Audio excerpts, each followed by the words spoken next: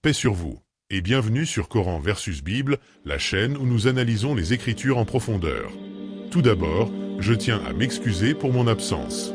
Ces derniers mois, j'ai été très occupé, mais désormais, je vais faire tout mon possible pour publier au moins une vidéo chaque week-end. La vidéo d'aujourd'hui se divise en 4 parties. D'abord, nous nous demanderons s'il est possible de falsifier la parole de Dieu.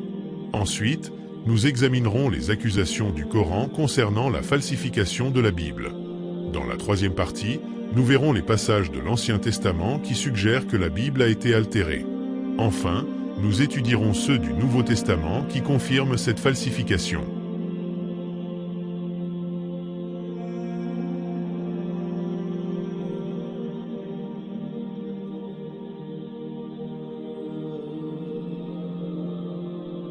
Est-il possible de falsifier la parole de Dieu? La réponse à cette question est bien évidemment oui. Si c'était impossible, il n'existerait aucun verset interdisant la falsification de la parole de Dieu. Pourtant, on trouve des avertissements clairs dans les Écritures, comme dans le 2e verset du 4e chapitre du Deutéronome.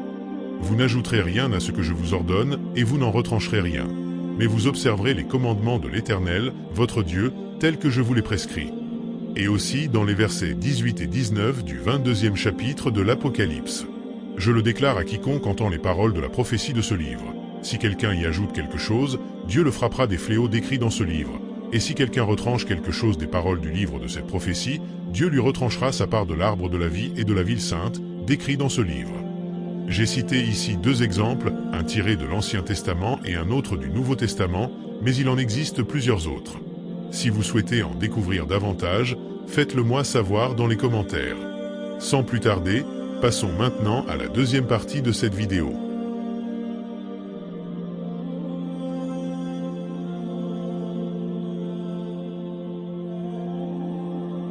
Dans le Coran, plusieurs versets évoquent la falsification des Écritures.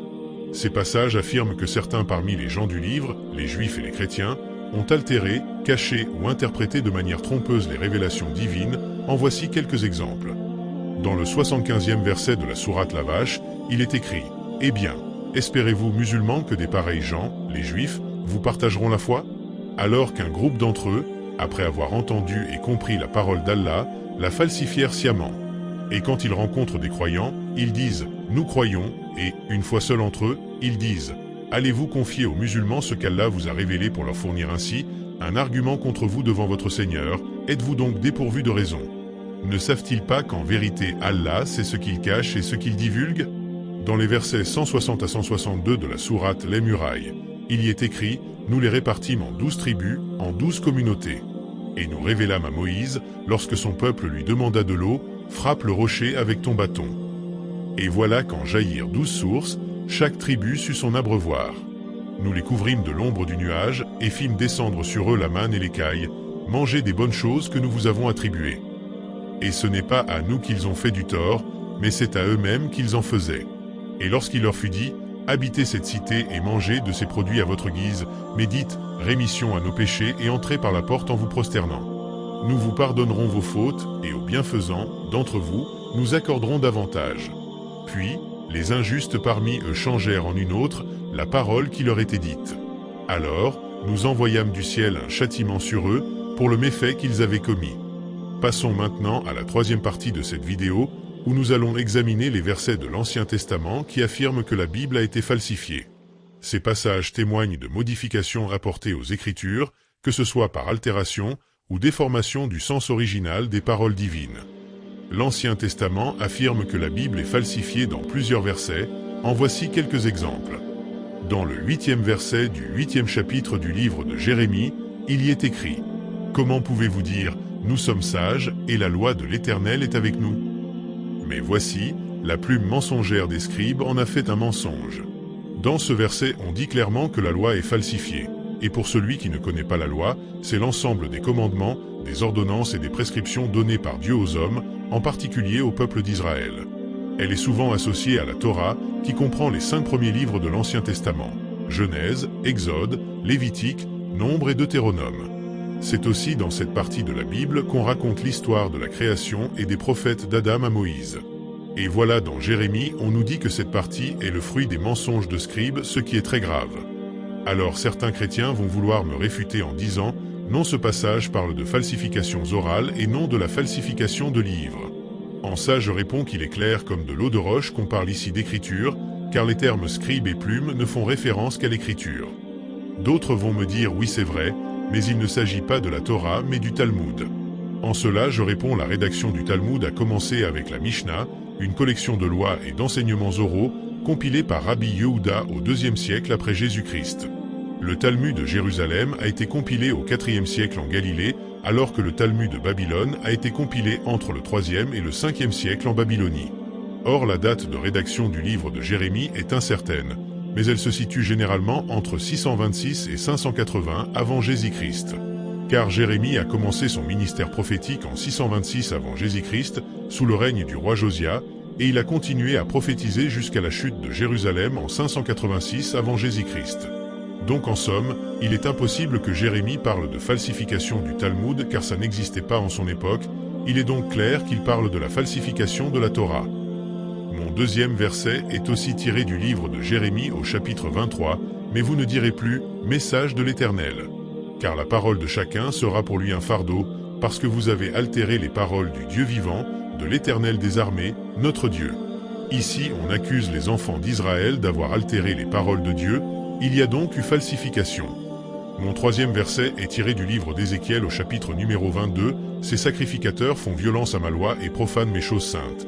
Ils ne font pas de différence entre ce qui est saint et ce qui est profane, et ils ne font pas connaître la différence entre ce qui est impur et ce qui est pur. Et ils cachent leurs yeux de mes sabbats, et je suis profané au milieu d'eux. » Faire violence à un texte signifie altérer son sens initial, que ce soit de manière intentionnelle ou non. Cela peut se faire en modifiant les mots ou les phrases, en les interprétant de façon erronée, en les sortant de leur contexte, ou encore en proposant une traduction biaisée. Dans un cadre religieux ou juridique, cela revient souvent à manipuler un texte pour lui faire dire ce qu'il ne dit pas réellement, afin de justifier une idée ou une doctrine. En termes simples, c'est ce qu'on appelle falsifier un texte. La naïveté des gens m'étonnera toujours. Dans la Bible, il est écrit à plusieurs reprises que les Juifs tuaient les prophètes. Alors, celui qui est capable de tuer un prophète de Dieu n'est-il pas capable de falsifier les paroles de Dieu? Réfléchissez. Je vais m'arrêter ici pour les versets de l'Ancien Testament et débuter avec ceux du Nouveau Testament.